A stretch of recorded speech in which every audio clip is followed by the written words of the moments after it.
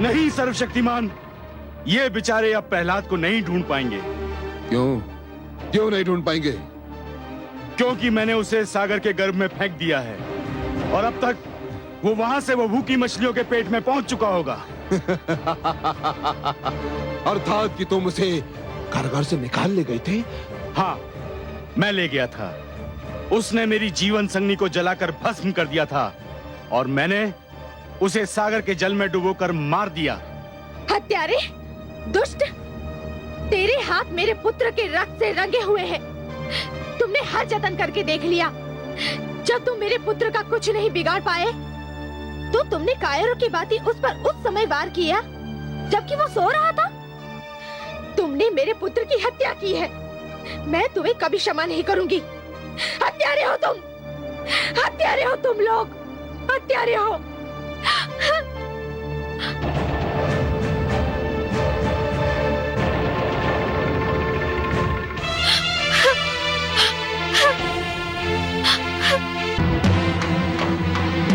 मेरा पुत्र, मेरा लाल! हाय मेरा पुत्र! मेरा पुत्र! हाय मेरा पुत्र! मेरा पुत्र! मेरा लाल! हाय मेरा पुत्र! मेरे लाल! मेरा पुत्र! हे सागर देव, आप विशाल है, आपका हृदय विशाल है। संसार कहता है कि आप इतने उदार हैं कि आपको कुछ भी भेंट किया जाए तो आप उसका स्वीकार करके उसे लौटा देते हैं। हे सागर देव, दानवराज कामरूप नरेश विप्रचित्ती ने मेरे पुत्र प्रहलाद को बलि के रूप में आपकी गोद में फेंक दिया है। एक दुखियारी माँ की पुकार सुन लीजिए सागर देव। मेरे पुत्र प्रहलाद को आपकी गोद से निकालकर मेरी गोद में डाल दीजिए। एक माँ की गोद सुनी है सागर देव। एक माँ अपने पुत्र के जीवन की भीख मांग रही है। हे सागर देव, मुझे मेरा पुत्र लौटा दीजिए। मुझे मेरा पुत्र लौटा दीजिए। मुझे मेरा पुत्र लौटा दीजिए।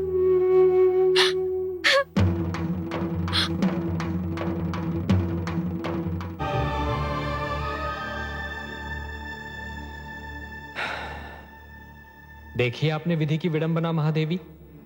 पुत्र अपने ननिहाल में चैन की नींद सो रहा है और अनजान माता समुद्र की लहरों से उलझ रही है। ममता इसी का तो नाम है कमल नयन। पुत्र भले कितना ही सुखी हो, परंतु यदि माता की आंखों से ओझल हो तो माँ को पल भर भी चैन नहीं पड़ता। वो तो पुत्र का मुख देखकर ही जीती है। बेचारी कयाधु, उसे तो ये भी पता नहीं कि उसका पुत्र कहाँ है, क्या कर रहा है। मुझे तो भय है कि कयाधु कहीं पुत्र वियोग में पागल होकर डूबकर अपने प्राण न दे दे। हाँ महादेवी, वो तो सागर में आगे आगे बढ़ती जा रही है। आपको उसके प्राणों की रक्षा करनी होगी कमल नयन। महादेवी, सागर तो आपका मायका है, मेरी तो ससुराल है और ससुराल में अपने अधिकारों और शक्तियों का प्रयोग मुझे अच्छा नहीं लगता देवी। देखिए, पिता के घर पर तो पुत्री का अधिकार होता है, इसलिए वहां हस्तक्षेप का कष्ट तो आप ही को करना होगा देवी। आपकी यही इच्छा है तो जाती हूं मैं। कयाधु को यूं डूबकर मरने नहीं दूंगी मैं, वो भी वहां सागर में जो मेरा मायका है।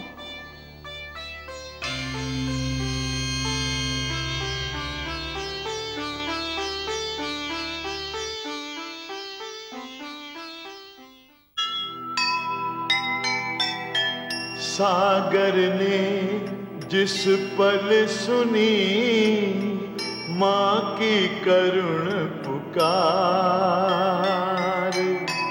पिघल गया कोमल हृदय, उमड़ा प्यार अपार। कितनी कठिन परीक्षा जिसका छोर न छोर होनी कहती है अभी, होना है कुछ और,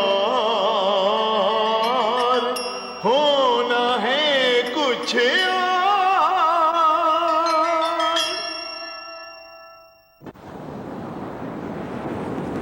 हे सागर देव, एक माँ की पुकार सुन लीजिए।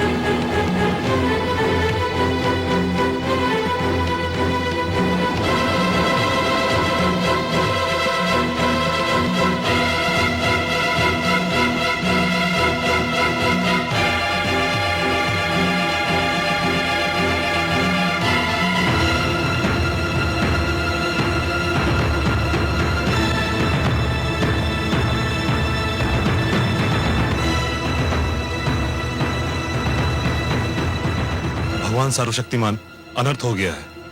क्या हुआ? महारानी कायाधु राजभवन छोड़कर चली गई हैं। क्या? राजभवन छोड़कर चली गई? कहां चली गई? पुत्र वियोग में व्याकुल होकर वो सागर की ओर गई हैं, जहां कामरूप नरेश ने राजकुमार को डुबो दिया था। महाराज, महारानी कहीं जल समाधि ना ले लें। ये माता और पुत्र मिलकर मुझे पागल कर देंगे, पागल कर देंगे दोनों मिलकर। जाओ, रोको उन्हें। वो मेरे रोके नहीं रुकेंगी, केवल आप ही उन्हें रोक सकते हैं, और आपको उनको रोकना ही चाहिए, नहीं तो ये संसार क्या कहेगा। महाराज, ठीक है, तुम मेरे साथ चलो और कुछ सैनिक भी ले लो।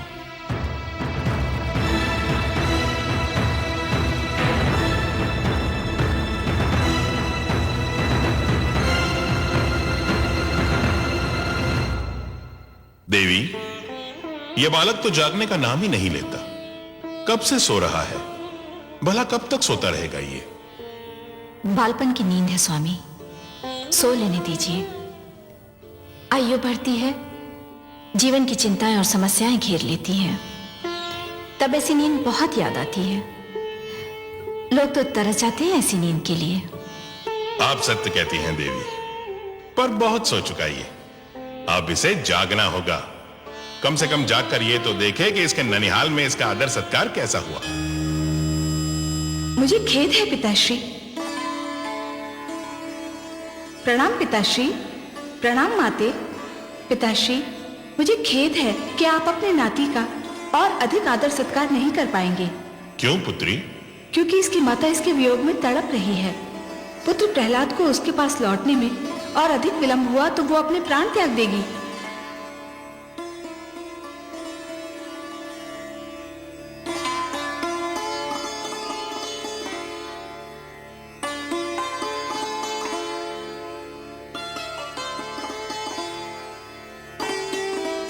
कितना मनमोहक है मेरा पुत्र।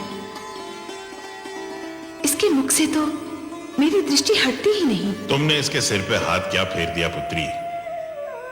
इसके माथे पर समस्त सृष्टि का तेज निखर आया है, मानो प्रकाश का मुकुट पहन लिया हो। सुनो पुत्री, तुम स्वयं जाके इस बालक को इसकी माता को सौंप दो। नहीं पिताश्री, पुत्र प्रहलाद को आपकी गोद में फेंका गया था। कयाधु भी इसे आप ही से मांग रही है। दुख से बिलखती इसकी माता को आप अपने हाथों से लौटाएंगे तो उसके हर्ष की कोई सीमा नहीं रहेगी। आप ही इसे ले जाइए। तुम कहती हो पुत्री, तो मैं ही इस बालक को इसकी माता को सौंप दूंगा।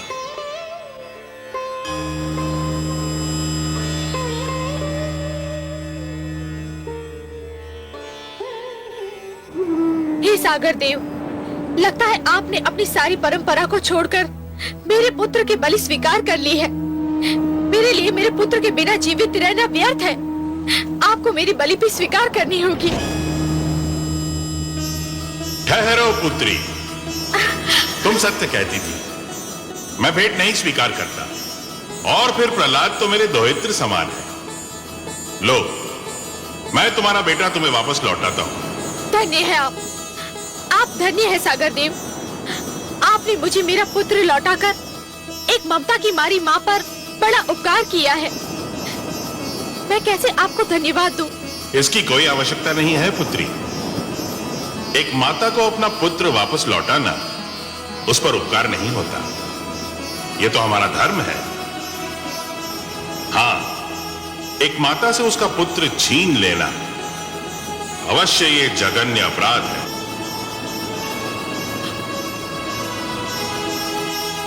मेरा पुत्र, मेरा पुत्र, मेरा लाल, मेरा लाल।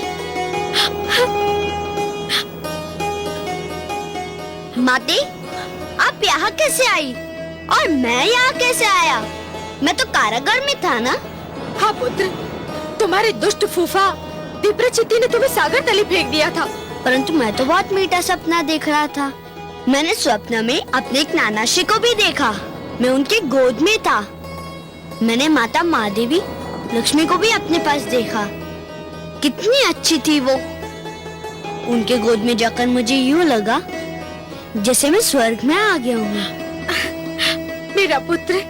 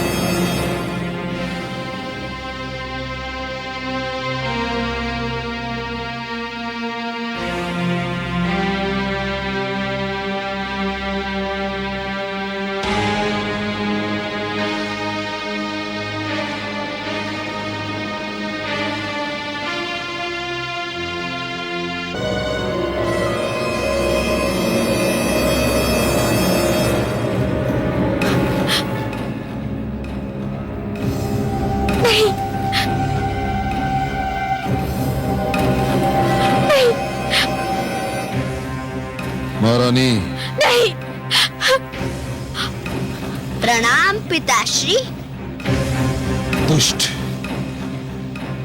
तुझसे पर्वत की ऊंचाई हार सकती है, अग्नि का ताप हार सकता है, समुद्र की गहराई हार सकती है, किंतु मैं तुझसे हार नहीं मानूंगा, कदापि नहीं मानूंगा। सैनिकों, पकड़ से। रुक जाओ सैनिकों। यदि किसी ने मेरे पुत्र को हाथ नहीं लगाया तो मैं इसके और अपने प्राण एक कर दूंगी। मैं भी महान असुरा तारक के महाबली सेनापति चंबासुर के पुत्र कयादु हूँ। मेरे पास भी मायावी शक्तियाँ हैं। मैंने आज तक इन शक्तियों का प्रयोग नहीं किया, पर यदि कोई मेरे पुत्र के निकट भी आया तो आज मैं भी अपनी शक्ति दिखाकर इस शक्ति का प्रयोग करूंगी। देखते क्या हो, पकड़ लो इस धूर्त को। सावधान, आगे मत बढ़िए दैतेंद्र, आगे मत बढ़िए। रानी, हट जाइए मेरे मार्ग से। रुक जाओ दैतेंद्र, नहीं। रुक जाओ। प्रणाम गुरुदेव। गुरुदेव, आपने बहुत देर कर दी। आप होते तो मेरे साथ इतना बड़ा अनर्थ ना होता गुरुदेव। आपके ना होने से मेरे साथ क्या क्या ना हुआ। मेरा पुत्र मेरा सबसे बड़ा बैरी बन गया। मेरा उत्तराधिकारी मेरा महानतम विरोधी बन गया गुरुदेव। मैं जानता हूं दैत्येंद्र, मैं सब जानता हूं। तुम चिंता मत करो, अब मैं लौट आया हूं, सब ठीक हो जाएगा।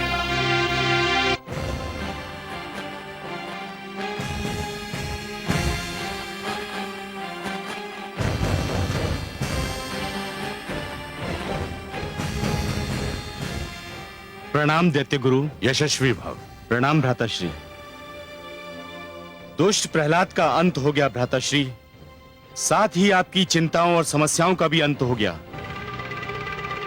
ना तो दुष्ट प्रहलाद का अंत हुआ, ना ही मेरी चिंताओं और समस्याओं का। वो पापी फिर बच निकला विप्रचित्ती, फिर बच निकला। तुमने जिस सागर में उसे फेंका था उसमें मेरी उमंगें डूब गईं, मेरी इच्छाएं डूब गईं, मेरी सारी योजनाएं डूब गईं। बस नहीं डूबा तो वो दुष्ट प्रहलाद उतर गया और एक बार फिर मैं मुंह ताकता रह गया। मैं भगवान हिरण्यकशिपु। धैर्य से काम लो दैत्येंद्र, इतना हताश होने की क्या आवश्यकता है? कैसे हताश ना हूं मैं गुरुदेव, कैसे हताश ना हूं? मैंने उस पर खड़क की बौछार करवाई, उसे ऊंचे पर्वत से नीचे फिकवाया, मैंने उसे विष दिलवाया, उसे अग्नि में जलवाया। और अब जब विप्रचित्ति ने उसे मारना चाहा, परंतु वो दुष्ट ऐसे कठोर प्राण लेकर जन्मा है कि मरने का नाम ही नहीं लेता। मैं कहां तक धैर्य रखूं गुरुदेव, कहां तक धैर्य रखूं? यह सब इसलिए हुआ था कि मैं यहां नहीं था। संभवतः मैंने तब पर जाकर भूल की थी, परंतु अब मैं लौट आया हूं। अब प्रहलाद को मेरे हाथों में सौंप दो, मैं उसे संभाल लूंगा। मैं तो समझा था तुम दोनों मेरे योग्य शिष्य सिद्ध होगे, मेरी अनुपस्थिति में गुरुकुल को संभाल लोगे, परंतु तुम दोनों सर्वथा अयोग्य निकले। सब अनर्थ हो गया। हम क्या करते पिताश्री? राजकुमार प्रहलाद। प्रश्न प्रहलाद का नहीं है, प्रश्न है गुरुकुल के शेष विद्यार्थियों का। प्रहलाद तो राजकुमार है, परंतु तुम तो साधारण शिष्यों को भी नियंत्रण में नहीं रख सके। राजकुमार प्रहलाद ने विद्रोह की ऐसी ज्वाला फैलाई कि हम विवश हो गए। धिक्कार है तुम पर। मैंने तुम्हें कृत्या क्रिया किस दिन के लिए सिखाई थी? तुम्हें कृत्या का प्रयोग करना चाहिए था। कृत्या अगर प्रकट हो गई तो राजकुमार को मार डालेगी पिताश्री। और यदि प्रहलाद जीवित रह गया तो समस्त असुर लोक मारा जाएगा। जाओ प्रहलाद को गुरुकुल में आने का संदेश दो। किंतु गुरुदेव, इतना सब घट जाने के उपरांत क्या महारानी कयाधु अपने पुत्र को हमारे साथ आने भी देंगी? मैं महारानी कायाधु को अच्छी तरह से जानता हूं। वो पुत्र की शिक्षा के नाम पर कोई भी बलिदान कर सकती है। जाओ उनसे कहो कि मैंने प्रहलाद को गुरुकुल में शिक्षा के लिए बुलाया है। जो आज्ञा गुरुदेव।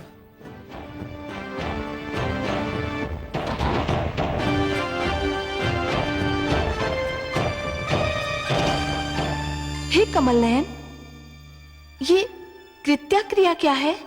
कृत्या? कृत्या एक तांत्रिक क्रिया है महादेवी, दुष्क्रिया कहिए। क्या होता है इस क्रिया में? इस क्रिया में तंत्र विद्या की सहायता से एक राक्षसी को जन्म दिया जाता है और वो राक्षसी उस व्यक्ति को मार देती है जिसे मारने के लिए उसे जन्म दिया गया हो। हाय मेरा पुत्र। हे कमल नयन, कोई सीमा भी है इन दुष्टों के अत्याचार की? हर जतन तो करके देख लिया इन दुष्टों ने मेरे पुत्र को मारने का, इनके मन को शांति नहीं मिली। महादेवी, जिस प्रकार नरक में चाहे जितने पापी डाल दीजिए पर नरक का पेट नहीं भरता, उसी प्रकार दुष्ट जन चाहे जितने दुष्कर्म कर लें उनका भी मन नहीं भरता। परंतु हे सर्वेश्वर, क्या इस कृत्या क्रिया का कोई तोड़ नहीं है? है महादेवी, अवश्य है। कृत्या क्रिया का तोड़ स्वयं उसी क्रिया में निहित है। अर्थात? महादेवी, इस क्रिया द्वारा जिस राक्षसी को जन्म दिया जाता है, यदि वो राक्षसी अपने लक्ष्य को मारने में असफल हो जाए तो उन्हीं लोगों की हत्या कर देती है जिन्होंने उसे जन्म दिया था। मेरी कामना है कि ऐसा ही हो। महादेवी, यदि आपकी कामना विधाता के लेख से मेल खाती हो तो वो अवश्य पूरी होगी। भ्राता मर्ग, पिताश्री तो बहुत रुष्ट हैं। यह सब राजकुमार प्रहलाद का किया धरा है भ्राता षंड। उन्हीं के कारण हमें यह फटकार सुननी पड़ रही है। और पिताश्री का क्रोध तो तुम जानते ही हो, एक बार चढ़ जाए तो उतरने का नाम ही नहीं लेता है। मेरे मन को पिताश्री का क्रोध शांत करने का एक उपाय सूझा है। क्या? देखो भ्रातामर, यदि हम राजकुमार प्रहलाद को गुरुकुल लाने से पहले मार्ग में हाथी के पैरों तले कुचलवा डालें, तो पिताश्री को बहुत प्रसन्नता होगी और उनका क्रोध भी शांत हो जाएगा। वैसे मैंने इसका प्रबंध भी कर लिया है। तुम भी विचित्र बात करते हो भ्राता षंड। अरे पहले महारानी कयाधु को उसे हमारे साथ गुरुकुल ले जाने की अनुमति तो दे लेने दो। अकारण अंधकार में बाण फेंके जा रहे हो। चलो अब।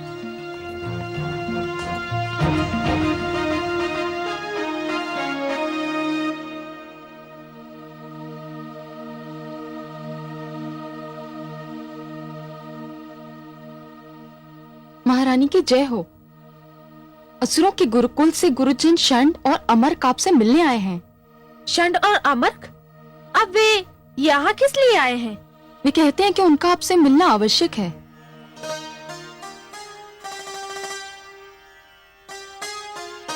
ठीक है, बुलाओ उन्हें।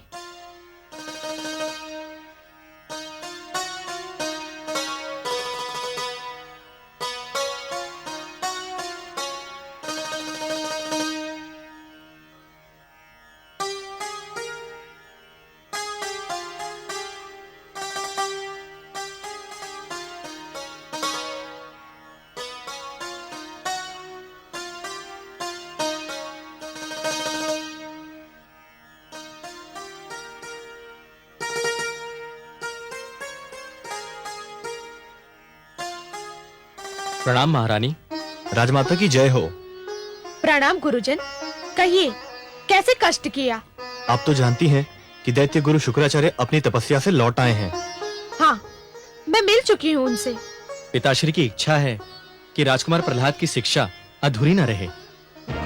किस शिक्षा की बात कर रहे हैं आप? उस शिक्षा की जिस शिक्षा में मेरे पुत्र को कोई रुचि ही नहीं है। आपको तो अनुभव हो चुका है गुरुजन। तब बात और थी महारानी। राजकुमार प्रहलाद की शिक्षा का भार हमें सौंपा गया था और आपको तो ज्ञात है कि हम दोनों को उतना अनुभव नहीं था। परंतु अब पिताश्री शुक्राचार्य स्वयं लौट आए हैं। तो क्या हुआ? क्या अंतर आएगा उनके आने से? पिताश्री की शिक्षा देने का ढंग बहुत अनुपम है महारानी।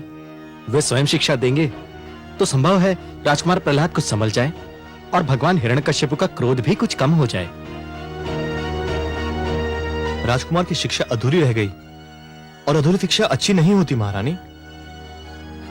मेरा मन तो नहीं करता, परंतु लगता है आप दोनों ने मेरी दुर्बलता पहचान ली है। मैं अपने पुत्र को पूर्णतया शिक्षित देखना चाहती हूँ। तो फिर देर काहे की? बुलाइए उन्हें। हम पिताश्री के आदेश पर उन्हें अपने साथ गुरुकुल ले जाने आए हैं। पर मेरे पुत्र की सुरक्षा का क्या होगा? वो पिताश्री की रक्षा में रहेंगे और फिर हम भी तो हैं। आप तो जानती हैं कि वे जब तक हमारे साथ गुरुकुल में थे, हमने उन्हें कोई कष्ट नहीं होने दिया।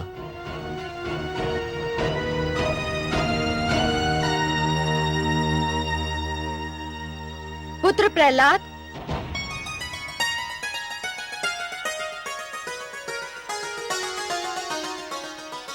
प्रणाम गुरुजन।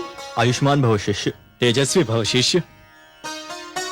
पुत्र प्रहलाद, तुम्हारे गुरुजन तुम्हें अपने साथ गुरुकुल ले जाने आए हैं।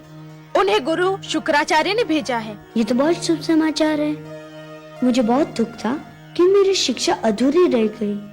तो तुम जाओगे उनके साथ? हाँ, अवश्य जाऊंगा।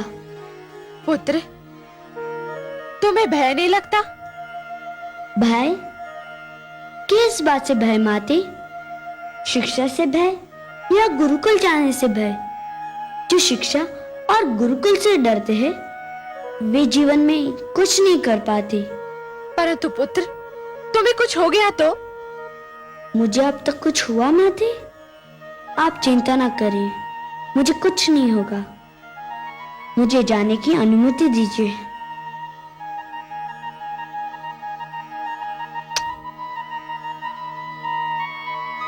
आयुष्मान भव पुत्र। चलिए गुरुजन, मैं गुरुकुल जाने के लिए बहुत व्याकुल हूँ।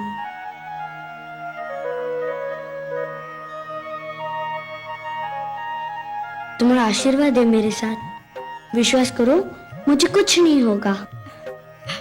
जाओ पुत्र।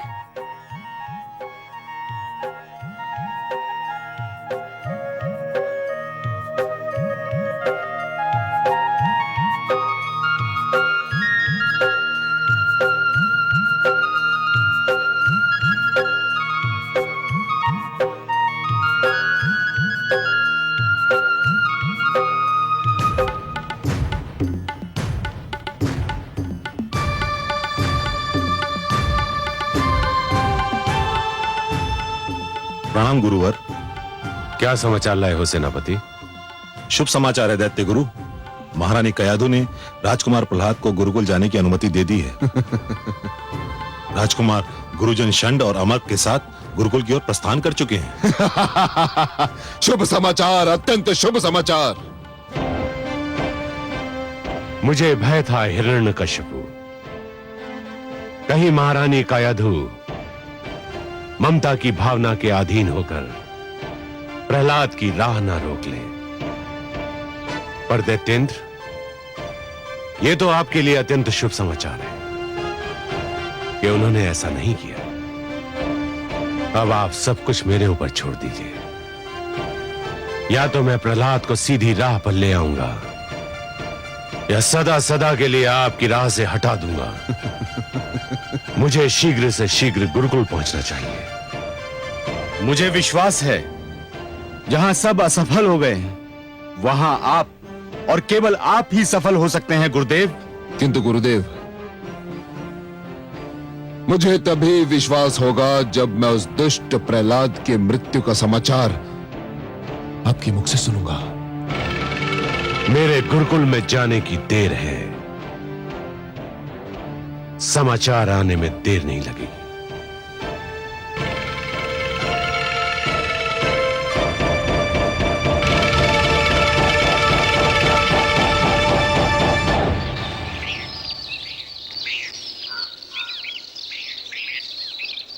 गुरुजन, आपने माताश्री को मनाकर मुझ पर बड़ा उपकार किया है। मैं अपने गुरुकुल के मित्रों से मिलने के लिए बड़ा व्याकुल था। वे भी तुम्हें देख के बहुत प्रसन्न होंगे। क्या हमें ज्ञात है कि मैं वहां आ रहा हूँ? नहीं नहीं, हमने यह निर्णय लिया था कि अचानक तुम्हें उनके समक्ष ले जाकर उन्हें अचंभे में डाल देंगे। अरे, ये आवाज कैसी? हाँ, शिष्य प्रहलाद, तुम यही ठहरो, हम देख के आते हैं कि ये हाथी कहां से आ रहा है। आप भ्राता मत। हाँ, यही ठहरना।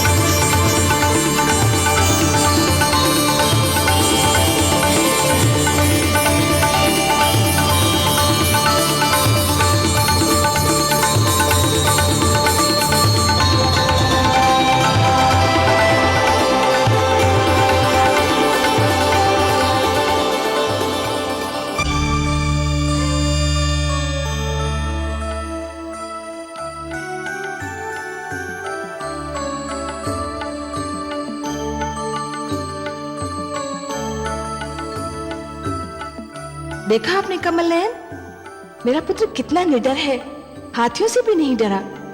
उनके समक्ष डटा रहा, वे ही सिर झुकाकर चले गए। महादेवी, आपके पुत्र का ईश्वर पर इतना अडिग विश्वास है कि उसने मृत्यु से भयभीत होना छोड़ दिया है। वो जानता है कि उसका जीवन और उसकी मृत्यु दोनों ही ईश्वर के हाथों में है, उन हाथियों के भारी भारी पैरों तले नहीं। आपने सत्य कहा कमल नयन, मृत्यु से क्या भयभीत होना, वो तो एक दिन आकर ही रहेगी। किंतु मृत्यु के भय से जीवन का सुख चैन खोना मूर्खता है, और ये भेद मेरे पुत्र ने जान लिया है। यूं भी उसने इतनी यातनाएं झेली हैं कि अब उसके लिए मृत्यु अर्थहीन हो गई है। इसीलिए तो उसने मृत्यु से भयभीत होना छोड़ दिया है। महादेवी, जो मृत्यु से डरते हैं वो जीवन जीने के लिए सिद्धांतहीन समझौते करने लगते हैं, और ऐसा सिद्धांतहीन जीवन मृत्यु से भी बुरा होता है। महादेवी, इतिहास साक्षी है कि जीतते तो वही हैं जो मृत्यु के भय पर विजय पा लेते हैं, और सिद्धांतहीन जीवन जीने वाले तो कायर होते हैं। महादेवी, जैसे ये षंड और अमर्क, मुझे तो इनकी कायरता पर हंसी आ रही है। गुरुशान, गुरु अमर्क, कहाँ है आप?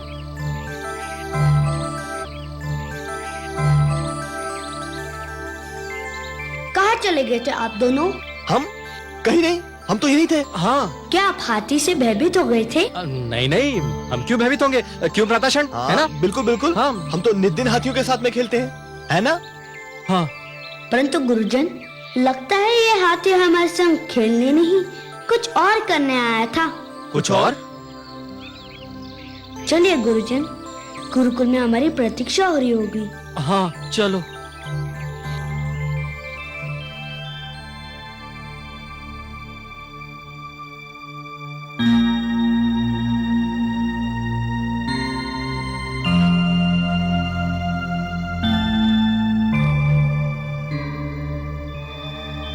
प्रणाम पिताश्री। प्रणाम गुरुदेव।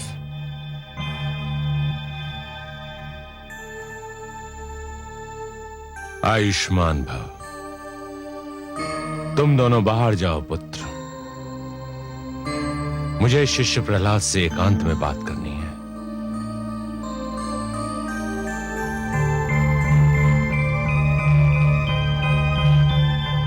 शिष्य प्रहलाद, प्रसन्नता हुई तुम्हें देखकर, कहो कैसे हो? गुरुदेव की कृपा से सकुशल हूँ। अब गुरुदेव के दर्शन से धन्य हो रहा हूँ। जानते हो प्रहलाद, मैंने तुम्हें यहाँ किस लिए बुलाया है? मेरी अधूरी शिक्षा संपूर्ण करने के लिए, और मैं इसे अपना सौभाग्य समझता हूँ कि मुझे आपसे शिक्षा मिलेगी। मैं चाहता हूं कि तुम्हारी शिक्षा संपूर्ण हो, परंतु उससे पूर्व मैं तुमसे एक प्रश्न पूछना चाहता हूं। मेरे प्रश्न का उत्तर दोगे? आपके प्रश्न का उत्तर देने की क्षमता तो नहीं है मुझ में, किंतु यथाशक्ति प्रयत्न करूंगा। शिष्य, तुम जानते हो कि दीपक का धर्म क्या है? प्रकाश फैलाना गुरुदेव, अंधकार से संघर्ष करना। संतान को भी कुल दीपक कहा जाता है, जानते हो? जानता हूं गुरुदेव। जानते हो तो फिर अपने कुल के लिए ऐसा दीपक क्यों बने हुए हो जो प्रकाश के स्थान पर अंधकार फैला रहा है, उनके कष्ट का कारण बना हुआ है। हे गुरुदेव, मैंने किसको कष्ट दिया? किसको कष्ट नहीं दिया? अपने गुरुजन को कष्ट दिया, अपने पिता को कष्ट दिया, अपनी माता को कष्ट दिया, और उससे बढ़कर अपने आप को कष्ट दिया। तुम्हें कटारों की तेज धार पर रख लिया गया, पर्वत से गिराया गया, विष पिलाया गया, नागों के बीच छोड़ दिया गया, अग्नि में जलाया गया, सागर में डुबोया गया। परंतु ये सब मेरे लिए कष्ट नहीं सिद्ध हुए, ये सब तो मेरी परीक्षाएं सिद्ध हुई, और आपकी कृपा से मैं इन परीक्षाओं में सफल हुआ। संभव है, किंतु तुम अपने माता पिता और समस्त असुर लोक के कष्ट का कारण तो बने हुए हो। उसका क्या उत्तर है तुम्हारे पास? हे गुरुदेव, यदि उनके कष्ट का कारण मैं होता तो विश्वास कीजिए मैं अपने हाथों अपने जीवन का अंत कर लेता। परंतु ये सत्य आप भी जानते हैं और मैं भी जानता हूँ कि उनके कष्ट का कारण मैं नहीं हूँ। तो कौन है उनके कष्ट का कारण? मेरे प्रश्न का उत्तर दो प्रहलाद।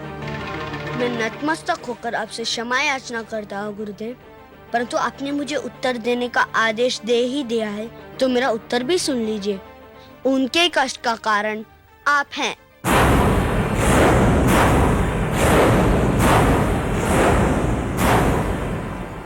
मैं? हाँ, हे गुरुदेव, आप मुझे क्षमा कीजिए, किंतु आपने अपना गुरुधर्म बुलाकर सबको कष्ट में डाल दिया। क्या बक रहा है धूर्त? मैंने अपना गुरु धर्म बुला दिया है? कैसे? हे गुरुदेव, आपने अपने अहंकार के वश देवताओं और असुरों के बीच मतभेद की दीवार खड़ी कर दी। प्रहलाद! सत्य कड़वा होता है गुरुदेव, परंतु क्या ये सत्य नहीं कि आपने अपने पद की रक्षा के लिए असुरों को देवताओं से लड़ा दिया? आपको हर पल अपने अपमान का ध्यान रहा, हमारे कल्याण का नहीं। आप स्वयं व्रत करते हैं पर असुरों को व्रत करने से रोकते हैं। आप स्वयं तप करते हैं पर असुरों से कहते हैं कि वे दूसरों का तप भंग कर दे। आपने शिक्षा को विभाजित कर दिया है। अपने पुत्रों और राजकुमारों के लिए शिक्षा के कुछ और नियम बनाए और साधारण असुर बालकों के लिए कुछ और। हे गुरुदेव, गुरु वो होता है जिसके चरण छूते ही मन में ज्ञान का उजाला फैल जाता है, परंतु आप कैसे गुरु है जो आपके चरण छूता है उसके मन में अहंकार का अंधकार डेरा जमा लेता है। बंद कर ये विषैला प्रलाप। नहीं गुरुदेव, आज सुन ही लीजिए, कह लेने दीजिए मुझे अपने मन की बात। मेरे पिताश्री ने ईश्वर होने की घोषणा कर दी। आप चाहते तो उन्हें रोक भी सकते थे, उन्हें अंधेरों में भटकने से बचा सकते थे, परंतु आपने उन्हें और उकसाया, उन्हें और बढ़ावा दिया और अब वे इतने दूर जा चुके हैं कि उनका लौटना संभव नहीं। दुष्ट बालक, मेरे मन में तो आता है कि मैं इसी क्षण तेरा गला दबाकर तुझे मार डालूं। तो दबा दीजिए गुरुदेव, आपके हाथों मुझे मृत्यु प्राप्त हुई तो मैं इसे अपना सौभाग्य समझूंगा। अवश्य प्राप्त होगी दुष्ट, अवश्य प्राप्त होगी। मैं तेरे सिर पर काल की छाया मंडराते देख रहा हूं। हट!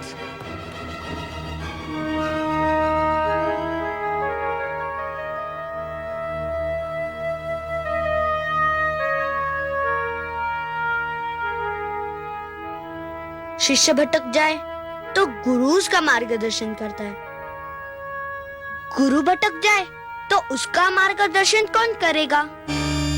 आहा, वाह पुत्र, धन्य हो तुम। हे कमल नयन, सुनिए आपने मेरे पुत्र की बात। एक बालक ने जीवन का सारा दर्शन सामने रख दिया। इसी को कहते हैं गागर में सागर समो देना। महादेवी, सब लोग जीवन को विद्या की दृष्टि से देखने का प्रयास करते हैं, परंतु आपका पुत्र जीवन को भक्ति के नेत्रों से देखता है, इसलिए जीवन के सारे रहस्य उसे विदित हैं।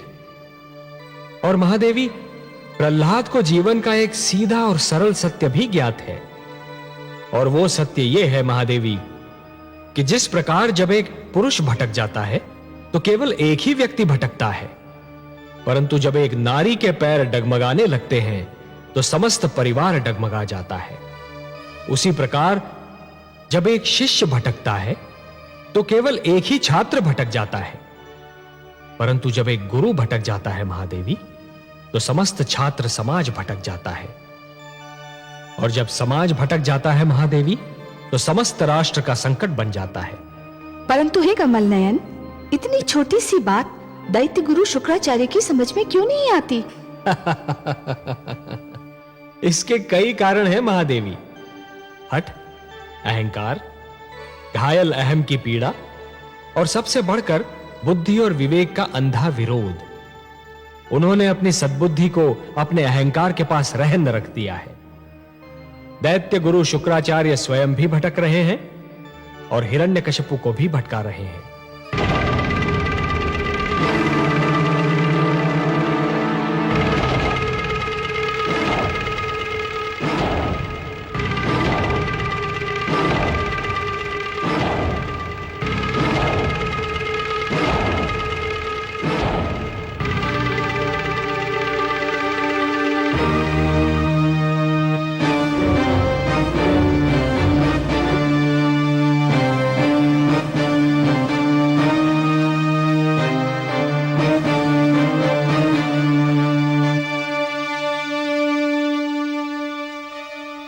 नींद नहीं आ रही है दैत्येंद्र? नहीं गुरुदेव,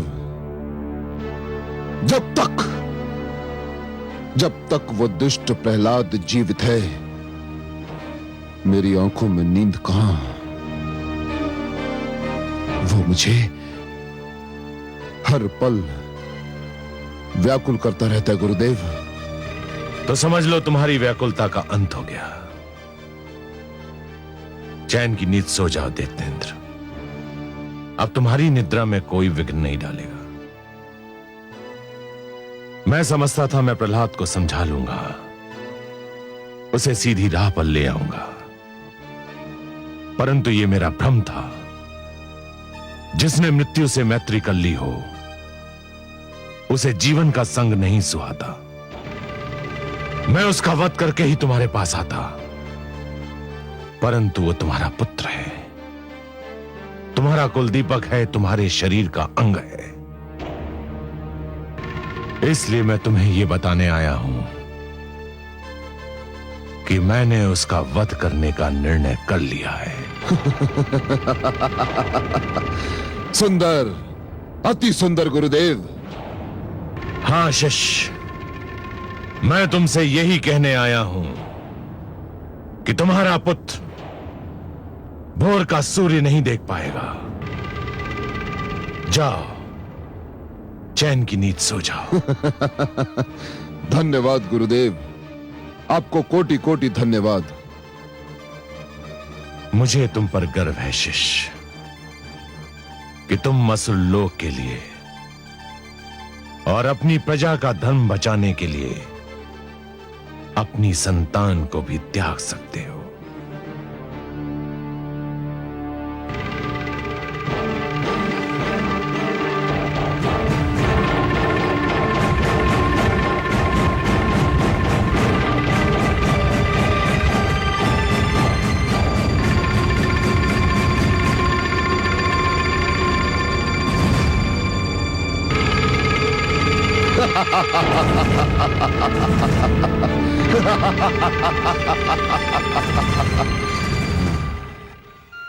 हे कमल नयन, दुष्ट हिरण्यकशिपु की बुद्धि पर तो उसके झूठे अहंकार ने अधिकार जमा लिया है।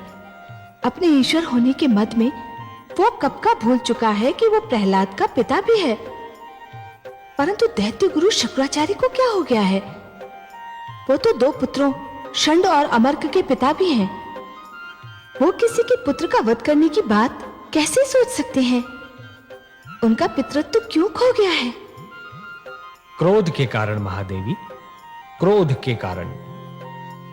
जिस प्रकार अग्नि सूखी लकड़ी को सरलता से जला देती है, उसी प्रकार क्रोध सुंदर भावनाओं को सहजता से भस्म कर देता है। हे नारायण, दैत्य गुरु शुक्राचार्य तो विद्वान है, तो फिर वो ये क्यों भूल गए कि क्रोध विवेक का शत्रु है? उसे भूलने का कारण है उनका मुझसे वैर। वो मेरे विरोधी हैं, इसलिए मेरा विरोध करने की धुन में वो विवेक तो क्या स्वयं को भी भूल गए हैं। मेरा विरोध करने की भावना उनकी विद्वत्ता पर भारी पड़ चुकी है महादेवी। और अब दैत्य गुरु शुक्राचार्य कोई भी सीमा पार कर सकते हैं।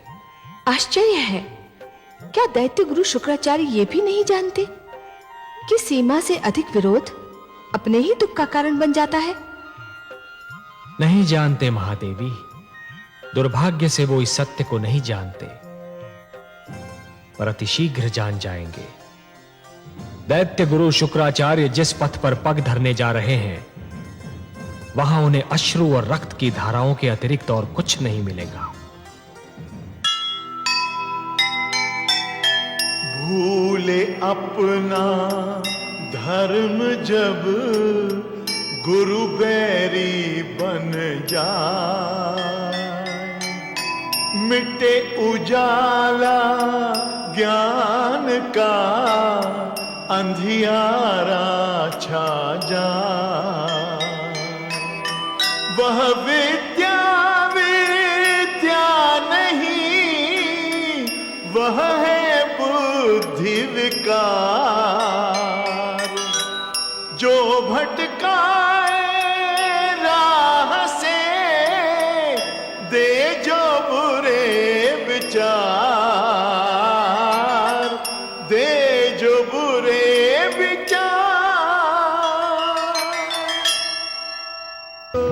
सुने